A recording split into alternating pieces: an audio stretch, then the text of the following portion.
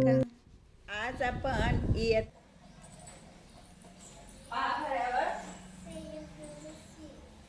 नाव बोलू नका थांबा. नाव आणि नावाऐवजी येणारा शब्द.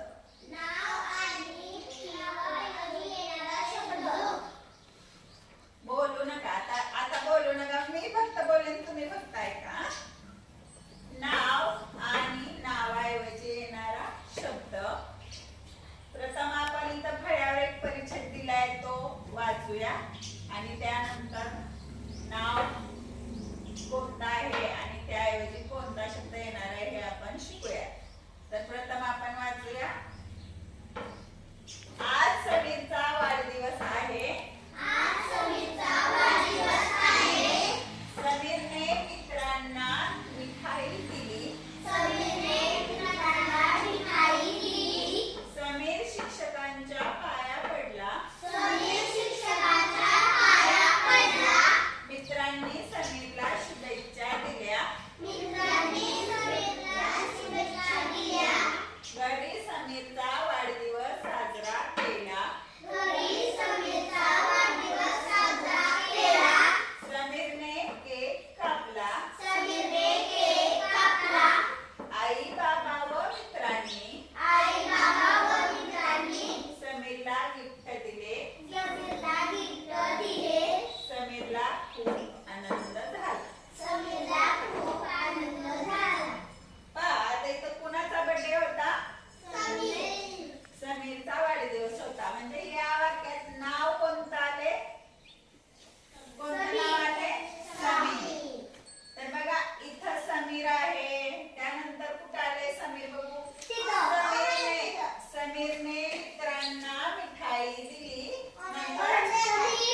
समीर शिक्षकांच्या पाया पडला. नंतर मित्रांनी समीरला शुभेच्छा दिल्या. आपण प्रथम समीर या नावाला आपण खोल करून घेऊया. घरी समीरचा वाढदिवस साजरा केला. त्यानंतर समीरने केक कापला. त्यानंतर समीरला गिफ्ट दिले आणि समीरला खूप आनंद झाला. पहा, तर इथं समीर हा शब्द किती वेळा आला बघा. 1 2 3 4 5 6 7 या परिच्छेदामध्ये समीर हा शब्द 8 वेळा आलाय. मग आपण आज समीरचा वाढदिवस होता. समीरने मित्रांना मिठाई दिली. समीर शिक्षकांच्या पाया पडला. मित्रांनी समीरला शुभेच्छा दिल्या. म्हणजे समीर समीर समीर असं सारखं न म्हणता समीर या नावाऐवजी कोणता शब्द वापरता येतो ते बघूया. आता इकडे बघा. आज समीरचा वाढदिवस आहे. समीरने मित्रांना मिठाई दिली. समीरने म्हणजे आपण त्याला त्याने म्हणू शकतो. समीरने म्हणजे कोणी? त्याने मित्रांना मिठाई दिली.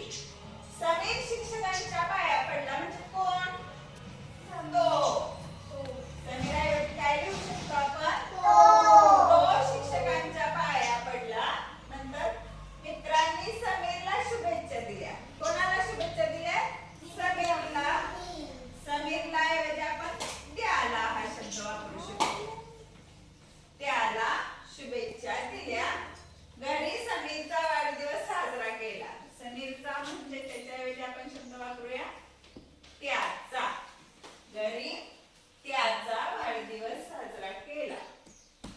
आता समीरने केक कापला म्हणजे त्याने केक कापला. कुणी? समीर. त्याने म्हणजे कुणी दिले. समीरला ऐवजी आपण इथं वापरूया त्याला. समीरला म्हणजे त्याला म्हणजे कुणाला? समीरला गिफ्ट दिले. समीरला खूप आनंद झाला. म्हणजे समीरच्या ऐवजी तिथं आपण घ्यायचंय त्याला खूप आनंद झाला. बघा, नावाऐवजी आता आपण मी जे शब्द फळ्यावर लिहिले ते शब्द वाचूया. नावाच्या ऐवजी तो शब्द वापरून आपण हा परिच्छेद वाचूया. पहा इकडे